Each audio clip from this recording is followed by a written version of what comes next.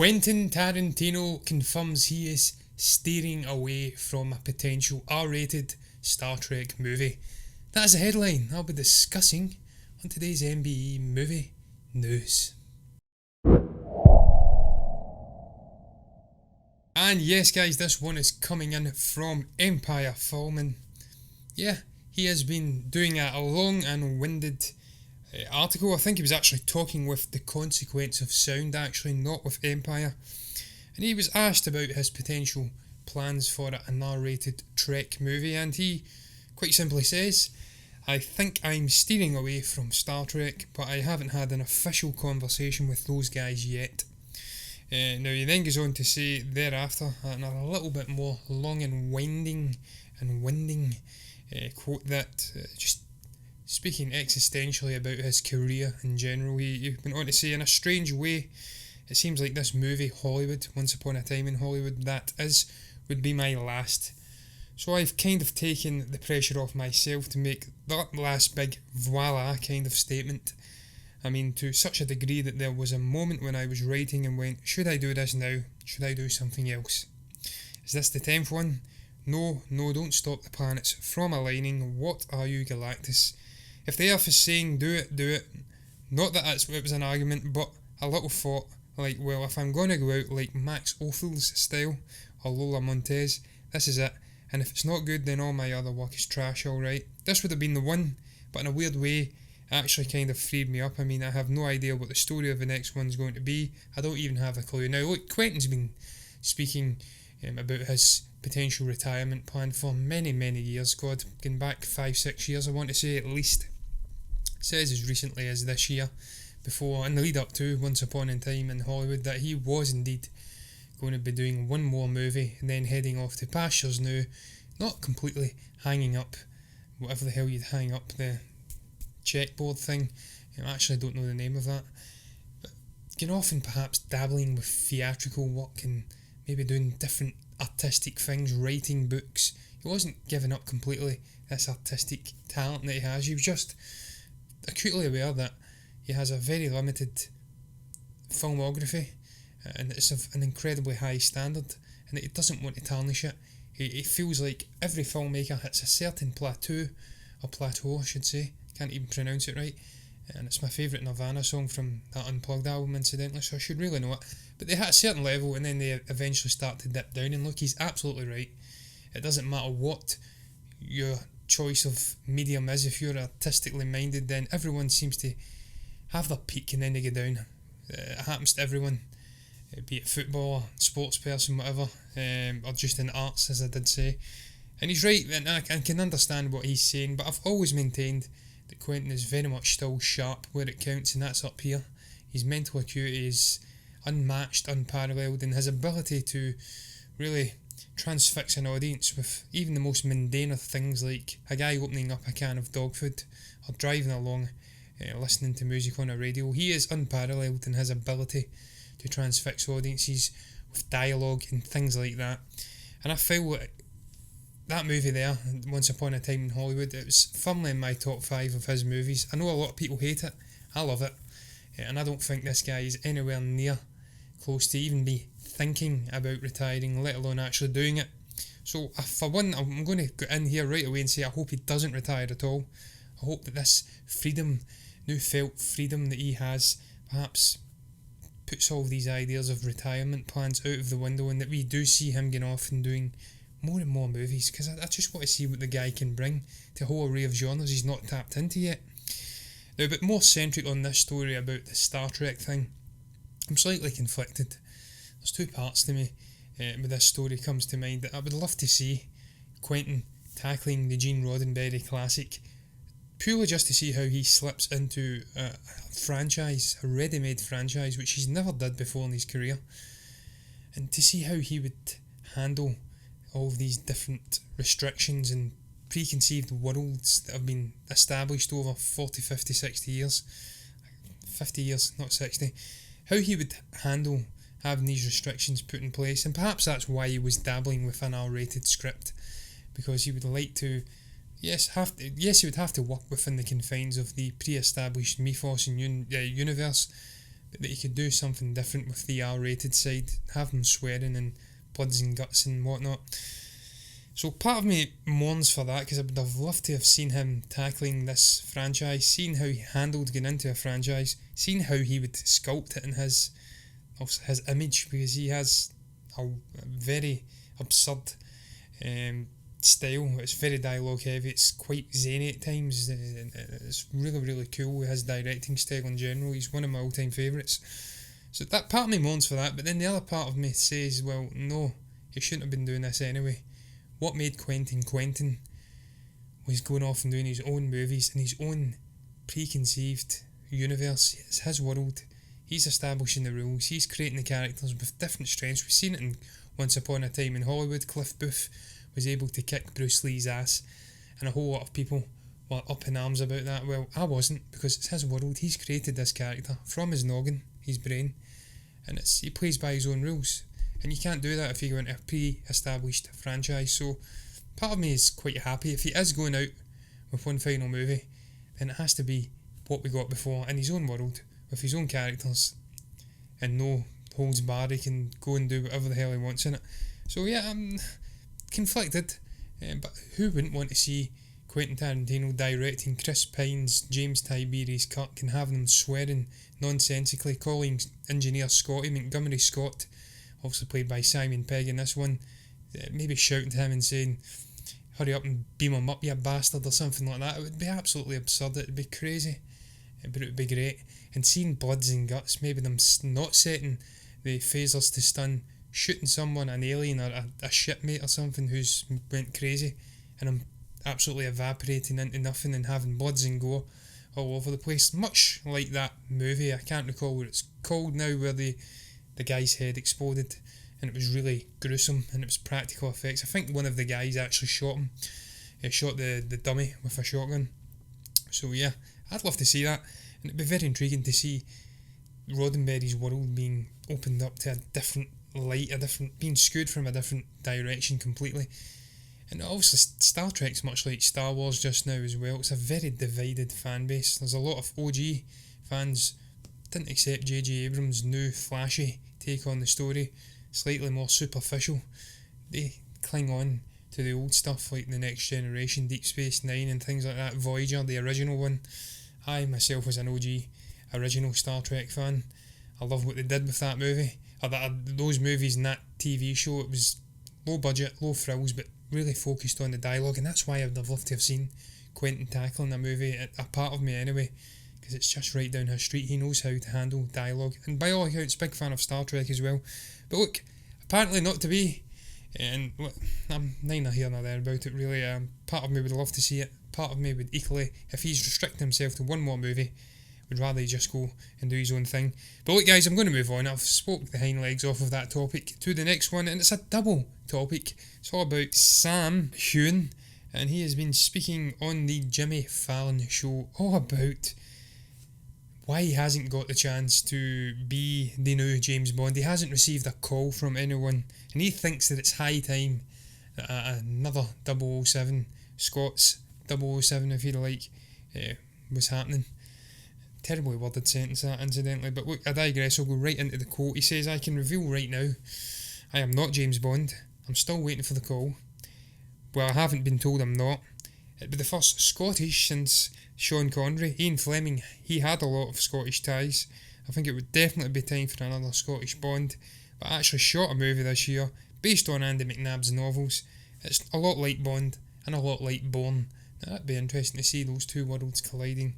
Very interesting indeed. Now, what do I make of this? Well, first and foremost, I've not seen Outlander, so I'm not acutely aware of Sam Heughan as an actor, I have to say. Maybe if I looked at his filmography, I would spot some things that I know. But yeah, partly agree with him. We could be doing with a Scottish Bond. It's been a long time. I still maintain Sean Connery is the best 007 of all time. Other people would say the likes of Roger Moore, maybe Timothy Dalton. Maybe some strange person out there would go for Pierce Brosnan. A lot of people, more and more it seems, starting to respect and put some respect on Daniel Craig's name, because he's been a good Bond. He really has been a good Bond, and the movies have been pretty decent in the main. But I would agree with him to an extent. If we can't do something completely fresh with the movie, maybe give us an Idris Elba coming in, or maybe something different, just to shake it up a bit from the usual white 007, then yeah, I'm all for giving another Scott a chance and seeing if he can claim that mantle of being the greatest Bond of all time. Personally, I'm not. I've admitted it before. I'll add in the caveat. I'm not the biggest James Bond fan by any means. I've seen a lot of the movies, but not them all. I am no aficionado, so I'm in no place to be ranking Bonds. But for me, from what I've seen, it's Connery at the top, and he's untouchable at the moment. His lead is insurmountable. But maybe Sam Heughan can come in. I'd always like to see Scots actors getting a chance to flex their muscles, be it Karen Gillan, all the way down to Ewan McGregor, all the way down. That makes no sense. Ewan's a great guy. He's a better actor than Karen, some would say. But you know what I mean. I like to see Scottish actors getting their chances. But look, there's a double article linking into Mr. Heughan, and he has been speaking with Dark Horizons. It's not been speaking with Dark Horizons, it's actually been broken that he is going to be portraying the late great Paul Newman in a Roald Dahl biopic movie. It's all about Roald Dahl and his Breakfast at Tiffany's actress wife Patricia Neal.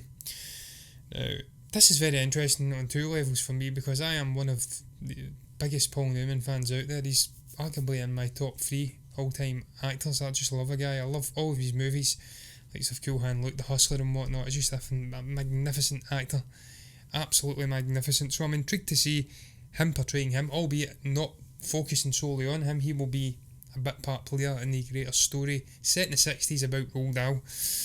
Now, would it work? He certainly has the pearly blue eyes of Paul Newman, similar facial structure, but Jesus Christ, he's 6'3", which incidentally would probably make him one of the taller Bonds to ever happen if he becomes Bond, which is unlikely.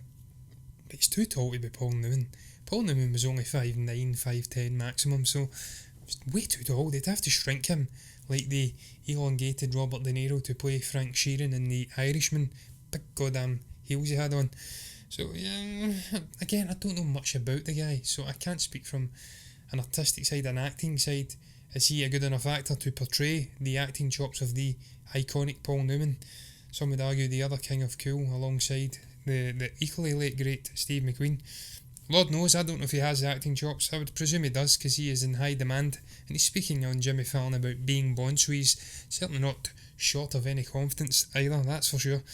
But this movie itself actually intrigues me quite a bit. A Roald Dahl biopic set in the 1960s. Yeah, I mean, that is very, very intriguing indeed. The fact that it's focusing on this point where he does retreat to the English countryside, though, is a little bit less intriguing. But we have seen many a biopic movie made over the last 5 years in particular. Obviously Christopher Robin, we had the Tolkien movie, we've got the recently released Judy, about Judy Garland, and they just seem to be hitting. Also we've had the likes of Bohemian Rhapsody, more musical elements, Rocketman. Biopics seem to be in high demand at the moment, and they seem to be being made at a really high standard, so I am not adverse to a Roald Dahl biopic by any means, and if we are fitting in a Sam Heughan to play Paul Newman, very intrigued to see how he will slide into that project. So yeah, that's double little topic there about Mr. Heughan. Don't think he'll be Bond, sadly, but if they can't get an Idris Elba in, then I'm not adverse to another Scottish James Bond, let's be honest, as long as he doesn't do that terrible Sean Connery accent. No one in Scotland speaks like that. Born James Bond. I don't even know where that's from, I can't lie. I think it's from Glasgow. It makes no sense to me. But look, guys, I'll move on to the next topic on that note, and this one is all about Hollywood. You know, I was speaking about biopics being all the jazz and being fairly original in that they are focusing on the great lives of the many iconic faces we've seen over Lord knows how many decades and centuries in some cases. Here we have an example of Hollywood being their usual unoriginal, boring self, remakes and remasters and reimaginings of classic movies, classic stories. Now I'm being hypercritical because I do love a good Disney animated remake, but this one is all about the Dirty Dozen, and Warner Brothers are essentially trying to make a Dirty Dozen's remake, but it's not like the 1967 iconic movie. In so many ways it's not like it, and David Ayer incidentally is coming on to make it, which I'll get into in a minute. Though they are going to be reimagining this and a more modern slant. It's not going to be set in World War II. It's going to have modern elements, probably some identity politics thrust in there as well. Someone actually says that in the comments section. I'll not repeat what they said. But yeah, David Ayer's coming in. Now, this is a guy who's had a spotted career.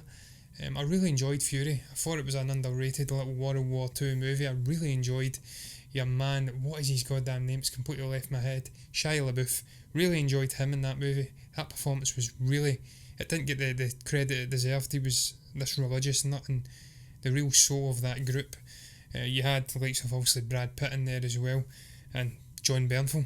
And I really enjoyed that movie, so he certainly can do it. But then, for every Fury, you have a Suicide Squad, which was just a turd. An absolute turd. 4 blocks this way, 4 blocks that way action. Terrible antagonist. Disjointed. But I will add, to his defence, the studio did mingle, they did interfere, and they affected the tone and the structure of that movie. So I'll not go too hard on him for that. So look, that's maybe a minor positive. They're bringing in a guy who understands the action genre. He's done it to the death. Maybe he will do a reasonable job. But look, this is not what I'm getting at here. I'm getting at the unoriginal ways of obviously Hollywood. They seem to be completely transfixed on this notion that audiences out there want a retelling of classic movies when, as I said time and again, you cannot tell a classic movie the same way it was told 40, 50, 60, 70 years ago, no matter what story it is you're reimagining. It doesn't work. They were byproducts of their decade, their era. And there's just something about 1960s war movies that work better than what you get in the modern day era. They're different, they're distinctly different beasts. And a large part of that is down to the cast that they are able to assemble. They do say it here. It was an utterly magnificent cast they had in the Dirty Dozen. And I don't feel like you can bring in a similar cast in today's day and age without it being like an Expendables movie, if I can speak, and do it right. So I'm completely off of this. I don't want to see a Dirty Dozens remake. You're not going to get a Lee Marvin and Ernest Borgnine in there. You're not going to get a Charles Bronson, a Telly Savalas, as they do say there. It's not going to work. I don't want to see it, even with Ayer there. And worse still, they're making it in a modern era with a different slant on it. God no, we've done that with Ghostbusters and a whole array of other movies. Step away from it, Warner Brothers. Do not do it. Not in your lives. But look, I will round up this show today by very briefly skimming over another little article. This one's coming in from Digital Spy, and it's all about Cats. How it was only finished this week, and it has come a long way since the first trailer. Now, I'm bridging this with the first reactions to this movie as well, which incidentally are overwhelmingly positive, it would seem. It's a bizarre mix of visual stuff which seems to freak people out, and it's strange, but apparently overall it is a magnificent movie in terms of performances and the actual musical elements, which is not really a surprise when you actually look at what it's been based on. It's been based on an award-winning musical. It's been on Broadway, picked up Tony Awards left, right and centre, I'm absolutely sure, so that's not a surprise to me. But look, what grabbed me more here was the fact that it was just finished this week. Tom Hopper has come out and says to Variety, I finished it at 8 AM yesterday after 36 hours in a row putting finishing touches on it, so I'm very happy to be here with it fully finished. He's then went on to say, I'll let the audience decide, but I think we've came a long way since that first trailer. Premieres should be the first time that people get to see it, and this is genuinely a premiere. So yeah, I mean, I agree with him on that last point. I hate this notion of these big studios mingling and meddling in the affairs of directors' creative visions to such an extent where they're putting it out to so many test screeners and just completely changing it, and it ends up a Frankenstein's monster compared to what he originally had envisaged for his movie. So I like this notion that it is a premiere as a premiere. It's the first time people come in and see the movie, and then they get to experience it the way the director wanted it. And look, I also like the fact that he has again come out here on the back of the likes of Abrams coming out and speaking about The Rise of Skywalker and revealing that he was working hammer and tong right up until the last few moments to make this movie what he wanted it to be stylistically and whatnot, making changes 36 hours in a row. We actually seen Tarantino speak about this as well. He worked incredibly hard to make the Cannes Film Festival with Once Upon a Time in Hollywood, and I think it just lends some credence to certain people who were speaking about The Rise of Skywalker when they says that, look, Camhead just because that movie took so long to finish doesn't mean it's a train wreck, a car crash. Let things settle and then go in and watch the movie, and then you can cast your own judgment on it after it. If it's shit, it's shit. And the whiners and the people, the doom, the naysayers or whatever, and the doom mongers, the doom merchants, whatever you want to call it, they were right. Now, I personally, I'm intrigued by this movie. I'm intrigued by it. I've enjoyed a number of musicals over the last 3, 4, 5 years. Likes of La La Land, as I said, Bohemian Rhapsody, probably Rocketman more than Bohemian Rhapsody, The Greatest Showman. There has been a number of very good little musicals in there. So, yeah, I think I probably will go and give this a watch, just purely out of intrigue to see how it has changed stylistically. Is it better than what we've seen in the trailers? Has he been able to make some changes? And just for the musical numbers as well. I'm intrigued. It is a very successful show. Can they capture some of the magic, some of the spirit, or the essence from that musical and make it work? Lord knows, time will tell. Tom Hooper certainly hopes that he has managed to capture it with that cast as well. Jason Derulo and Idris Elba, and obviously you've got Judi Dench in there, Taylor Swift. The list is endless. Rebel Wilson, James Corden. The list is truly endless. Ian McKellen. I'll keep speaking. But yeah, look guys, I just thought I'd touch upon that briefly, because again it shines a light on the process of making movies. It isn't just done 2 months before, they fling it in a vault and then release it to the masses. Sometimes to have your creative vision realised the way you want it, it really is a slow process. It can take as long as it takes, right up until a week, maybe 2 weeks before the movie comes out. And sometimes calm is needed to calm. Breathe in positivity, breathe out negativity and all that jazz. But look, I am done. What the hell did you guys make of the array of topics I spoke about? What do you make about Quentin Tarantino confirming that he is indeed perhaps, that he won't be making an R-rated Star Trek movie after all? Does it punch you in the gut? Are you terrified at the thought of him maybe chucking it and retiring altogether after Once Upon a Time in Hollywood? If you have anything to say about that, you can comment below. You can also speak about Sam Heughan as well, perhaps David Ayer speaking about potentially making a Dirty Dozens remake. If you have anything to say in general, you can comment below and let me know what your thoughts are down below. You can also like the video if you've enjoyed it, and you can subscribe to the channel if you're enjoying content like this. And if you do, then you'll see me again tomorrow for MBE Movie News and the blog rundown.